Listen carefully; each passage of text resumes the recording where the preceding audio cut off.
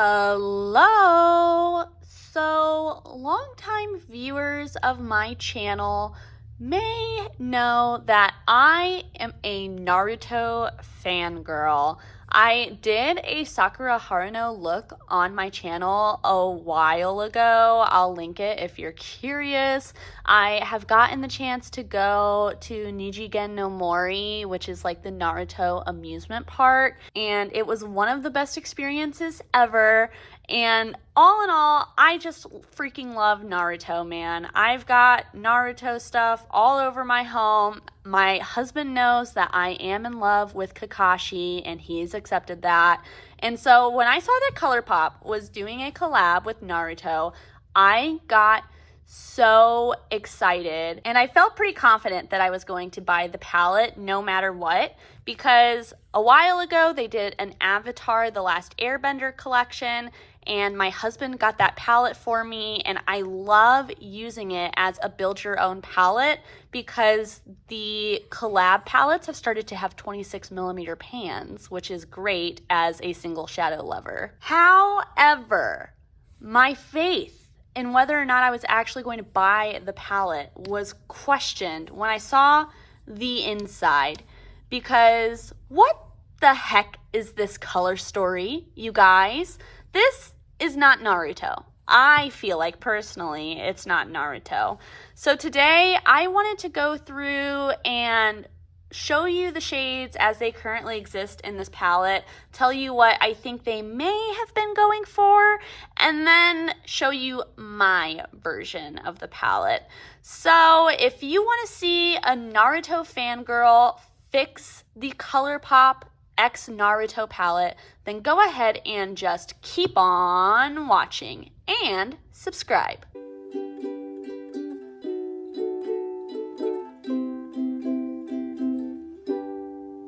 I just wanted to go ahead and swatch out the palette as it currently exists really quickly, and I figured I could like point out some things that I think they were going for as I do that. The first shade that I already have swatched is called Byakugan, and for those that don't know, that is an ability that a certain clan in the Hidden Leaf Village has, and essentially it just means that like they can see super well. But when they activate that ability, their eyes go kind of milky white. And so I think that's what they were doing with this shade. Not gonna lie though, the next three, I have no clue what they were thinking with these shade choices. Sakura is this character, and she's known for her bright pink hair. And so they chose this pink, y'all, this pink, to represent Sakura. What? Also, we've got a pressed glitter, which is the Rasengan color. Rasengan is an ability that Naruto can do, and it is blue. But, first of all, we don't stan a pressed glitter ever.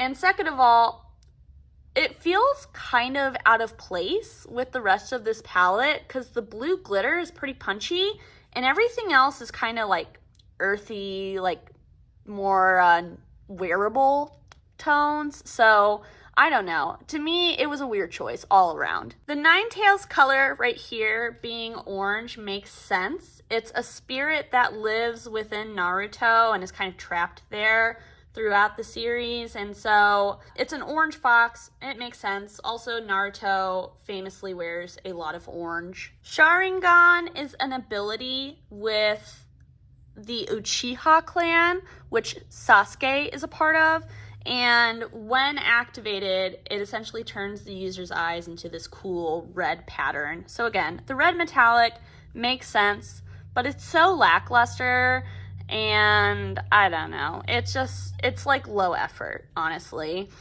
Down here in the corner, we've got this Jonin color, and actually, I think that's the perfect color. Jonin is like the highest rank of ninja, and in the Hidden Leaf Village they all wear like these like army green colored vests, so that one works pretty well. The last two I want to shout out are one, the shade Hero, which I'm assuming is referencing Naruto and his bright golden hair. And then lastly, Kazekage, which is the term for the leader of the Hidden Sand Village, which has a very close connection with the character Gaara, who's known for his bright red hair, which is why it's interesting to me that they went with this burgundy color. But here is the palette as it comes. Now let me switch out the pans and show you my version of the palette, and then I'll walk through and tell you each shade, why I chose it, and how I could picture it all kind of working together. All right, here is what I think that the Naruto palette should have been, based on the shade names. I want to say, I don't know if this is like what I would have come up with for a Naruto palette on my own, but I wanted to stay true to the shade names that they had in here, and so keeping all of that in mind, this is what I came up with. So the first shade that we have is Byakugan, and I wanted to stick with something iridescent white for, Byakugan, because it does make sense, but I wanted, one, to make it better than the one that Colourpop had, and two, I specifically decided to go with the shade Ice Blink from Shine by SD in collaboration with SeekingShifts, because orange and blue are both really prevalent in this shade. There's like an orange to green iridescent multi-chrome as the base, and then there is a ton of like blue and silver sparkle on top, and so that combination just kind of screams Naruto to me, so I figured it was a really good choice to keep something light and iridescent in this palette. Next up, we've got Copy Ninja, and this is a direct reference to Naruto and his copy ability, so I wanted to do something that was Naruto colored, and this is where I decided to put a bright yellow to represent his hair, and I decided to go with a matte, and the reason is that I feel like this palette needs a variety of matte colors to do looks with, and the yellow plays well with these warmer tones and also going into the greens, so I figured that a matte yellow worked well with the palette and with the theming. Next, we've got the shade Dragonslayer from Looxi, and this is our Hidden Leaf Village shade. So Hidden Leaf Village, exactly what it sounds like. It's amongst a ton of forests, and so the fact that this was a light gold and not a green is so confusing to me. But I thought that this was a good green in particular because there is something a little bit more muted about it, and it's got that like blackish blue base that I thought played well with some of the other tones. And I'm so sorry, I forgot to say that the Copy Ninja shade is actually Menagerie Night Eyes, but they don't sell their mattes as singles anymore, unfortunately. Now we've got a bright pink matte shade for Ichiraku Ramen, which might be kind of confusing at first, but my rationale for it is that there are these little, I think they're called fish cakes, or I don't know what they're called, but I actually got to have some ramen from the Ichiraku Ramen shop when we were at the Nijigen no Mori amusement park, and they all have these little pink and white cakes in them. And so I decided to go with the pink color from that cake because that's an iconic thing in all of the Ichiraku ramen. And it worked well with the reds and pinks that were in the rest of the palette. And this pink matte comes from the Simply Posh Fairytale Faeries palette, which you can now buy as singles. So that's pretty cool. And then for our Sakura shade, I went full pink because you kind of have to with Sakura. I can't believe that they did that super light, golden pink.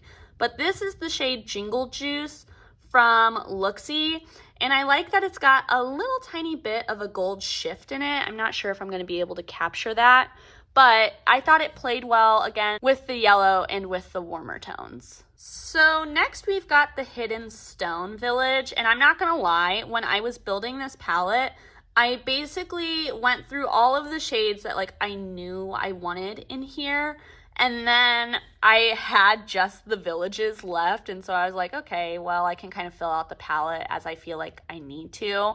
So I decided to go with a pretty silver shade for the Hidden Stone Village. As you can imagine, lots of grays and browns in the Hidden Stone Village, and I thought that a silver played well with something like Jonin, some of the more neutral shades, and could kind of be a way to get a more neutral look out of this palette for like every day. And in reality, this is the shade Lucent Ray from Devinah, which is supposed to be a purple. I've gone over this a million times. I don't really think it's purple at all. I see pretty much just silver in this shade.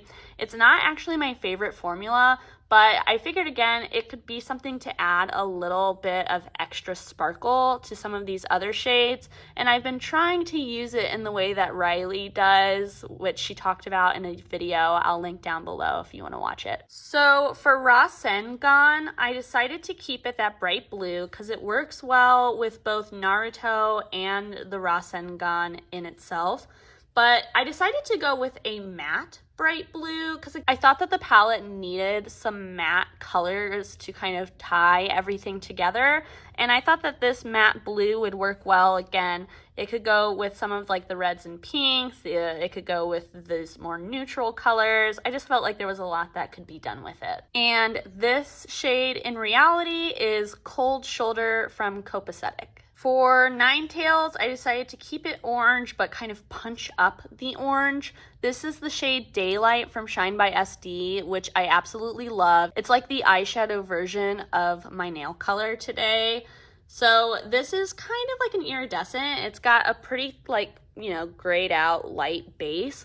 But then on top, it's got a bright orange sparkle that goes from more of a reddish orange to a golden orange to a gold to a little bit of like a chartreusey green. And to me, this color just kind of screams Naruto. Like I knew that something like this would never be in this palette, but as soon as I heard Naruto collab, this is where my brain went. I decided to switch Sharingan to a matte red. I kept it pretty true red, but a little bit deeper, just so that way it could work well with some of these looks.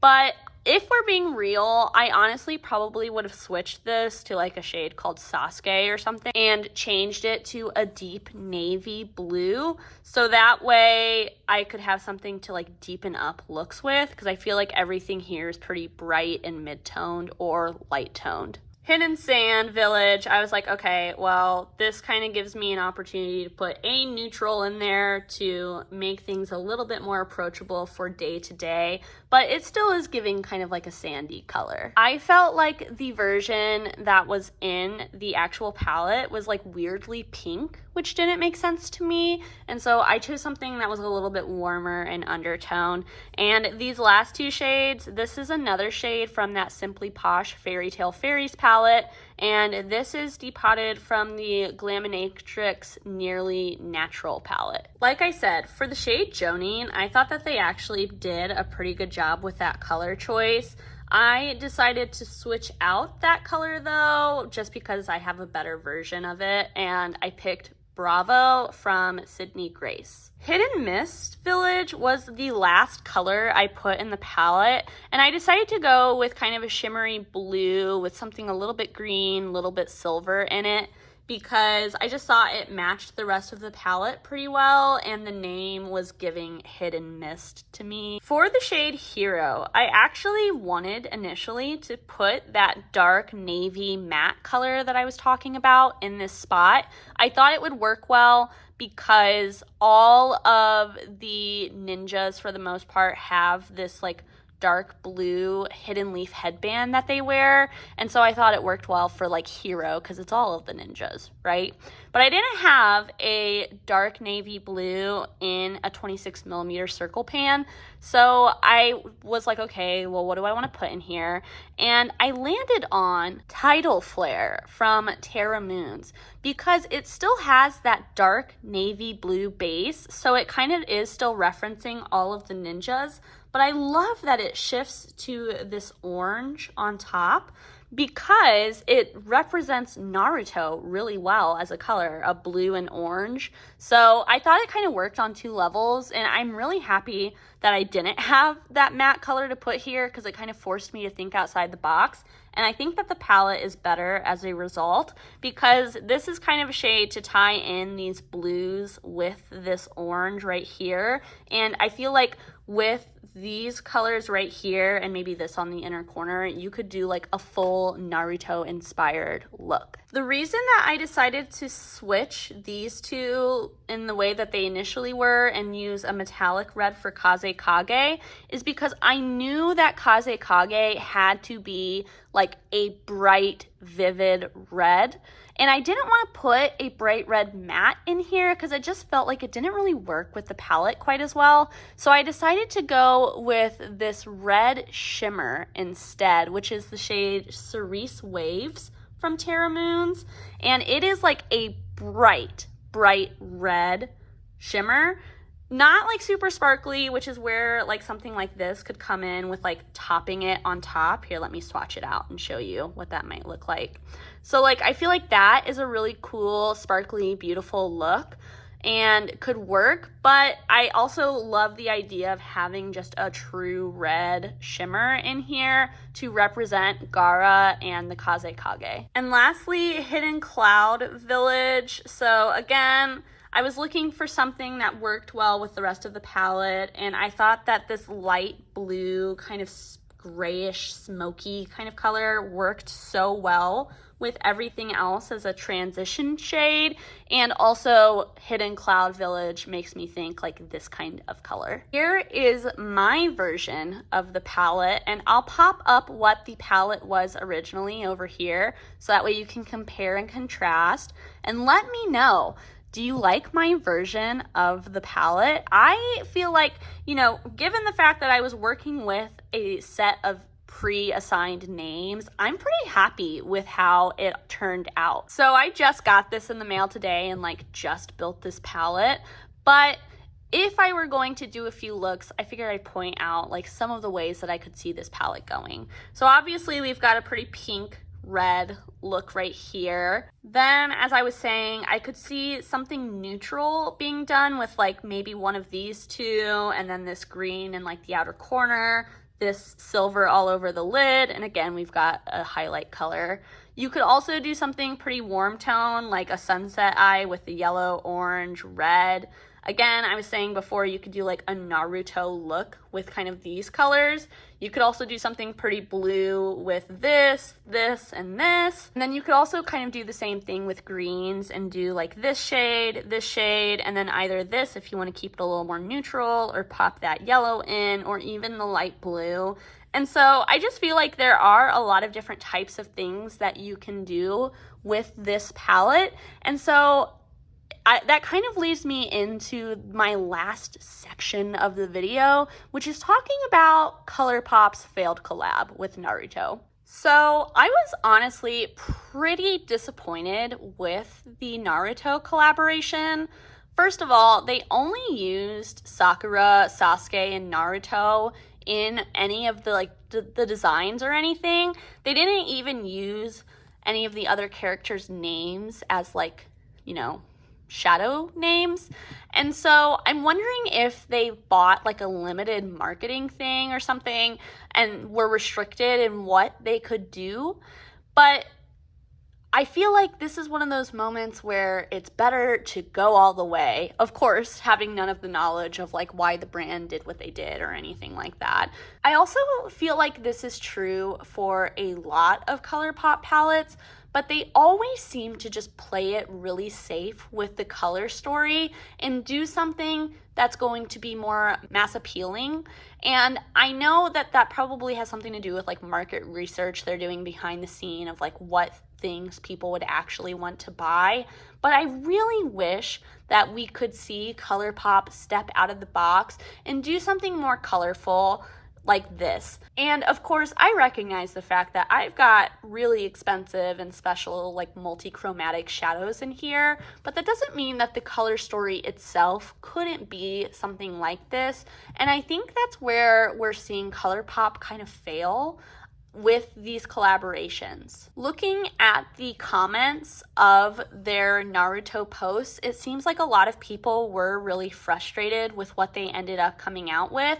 And I think that at this point, we can assume that the majority of people who are buying these collab items are people who really love the IP and really love makeup, because there are so many eyeshadow palettes out on the market right now, and in reality, there are enough choices that not every palette has to be such a widely appealing thing.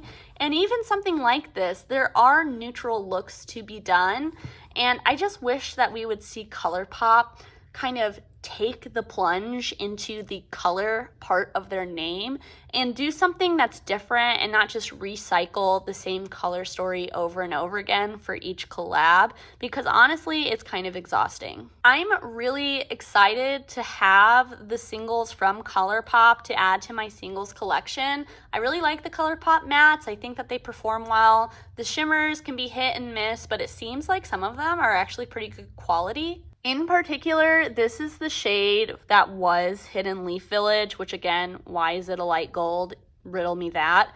But for being a light gold, it actually is a nice like kind of highlighter color that I can use on my inner corner. So I am happy to have them as singles, and I'm super happy to have the palette packaging to use for future BYOPs beyond just like a Naruto inspired palette. I am pretty bummed overall though that the collab turned out to be such a letdown, and I wish that they would go all in with it.